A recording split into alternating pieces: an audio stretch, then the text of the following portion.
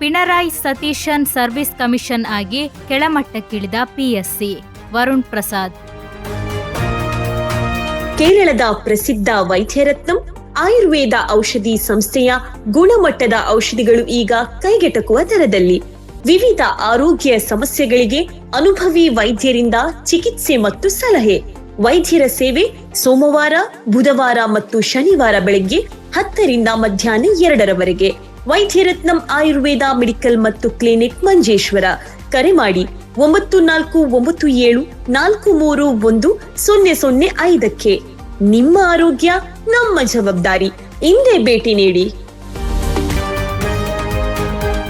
ಉದ್ಯೋಗ ಆಕಾಂಕ್ಷಿ ಯುವಕರನ್ನು ಮತ್ತು ಪಿಎಸ್ಸಿ ರ್ಯಾಂಕ್ ವಿಜೇತರನ್ನು ವಂಚಿಸುವ ವಿಚಾರದಲ್ಲಿ ವಿಡಿ ಸತೀಶನ್ ಸರ್ಕಾರವು ಪಿಣರಾಯಿ ಸರ್ಕಾರದ ಹಾದಿಯಲ್ಲೇ ಸಾಗುತ್ತಿದೆ ಹಾಗೂ ಪಿಎಸ್ಸಿ ಇಂದು ಪಿಣರಾಯಿ ಸತೀಶನ್ ಸರ್ವಿಸ್ ಕಮಿಷನ್ ಆಗಿ ಅಧೋಗತಿಗೆ ತಲುಪಿದೆ ಎಂದು ಯುವ ಮೋರ್ಚಾ ರಾಜ್ಯ ಪ್ರಧಾನ ಕಾರ್ಯದರ್ಶಿ ವರುಣ್ ಪ್ರಸಾದ್ ಆರೋಪಿಸಿದರು. ಪಿಎಸ್ಸಿ ಅಕ್ರಮಗಳ ವಿರುದ್ಧ ಯುವ ಮೋರ್ಚಾ ಕಾಸರಗೋಡು ಜಿಲ್ಲಾ ಸಮಿತಿಯು ಕಲೆಕ್ಟರೇಟ್ಗೆ ಹಮ್ಮಿಕೊಂಡಿದ್ದ ಪ್ರತಿಭಟನಾ ಮೆರವಣಿಗೆಯನ್ನು ಉದ್ಘಾಟಿಸಿ ಅವರು ಮಾತನಾಡುತ್ತಿದ್ದರು. ಯೂತ್ ಕಾಂಗ್ರೆಸ್ ರಾಜ್ಯ ಅಧ್ಯಕ್ಷರು ಹಾಗೂ ಪ್ರಸ್ತುತ ಯುವಜನ ಕ್ಷೇಮ ಸಚಿವರಾದ ಓಜೆ ಜನೇಶ್ ಅವರು ಸಚಿವಾಲಯದ ಮುಂದೆ ಹೋರಾಟ ನಡೆಸುತ್ತಿರುವ ಉದ್ಯೋಗ ಆಕಾಂಕ್ಷಿಗಳ ಕುಹರವನ್ನು ಕೇಳಲು ಸಿದ್ಧರಿಲ್ಲ ಎಂದು ಅವರು ಟೀಕಿಸಿದರು. ಪಿಣರಾಯಿ ವಿಜಯನ್ ನೇತೃತ್ವದ ಹಿಂದಿನ ಸರ್ಕಾರ ಮತ್ತು ವಿಡಿ ಸತೀಶನ್ ಮುನ್ನಡೆಸುತ್ತಿರುವ ಪ್ರಸ್ತುತ ಸರ್ಕಾರವು ಉದ್ಯೋಗಾಕಾಂಕ್ಷಿಗಳ ಜೀವನದ ಜೊತೆ ಆಟವಾಡುವಲ್ಲಿ ಸಮಾನ ಅಪರಾಧಿಗಳಾಗಿದ್ದು, ಈ ಎಡಬಲ ಮೈತ್ರಿಕೂಟದ ವಿರುದ್ಧ ಯುವ ಮೋರ್ಚಾ ಮುಂಬರುವ ದಿನಗಳಲ್ಲಿ ಹೋರಾಟವನ್ನು ತೀವ್ರಗೊಳಿಸಲಾಗಿದೆ ಎಂದು ಅವರು ಎಚ್ಚರಿಸಿದರು.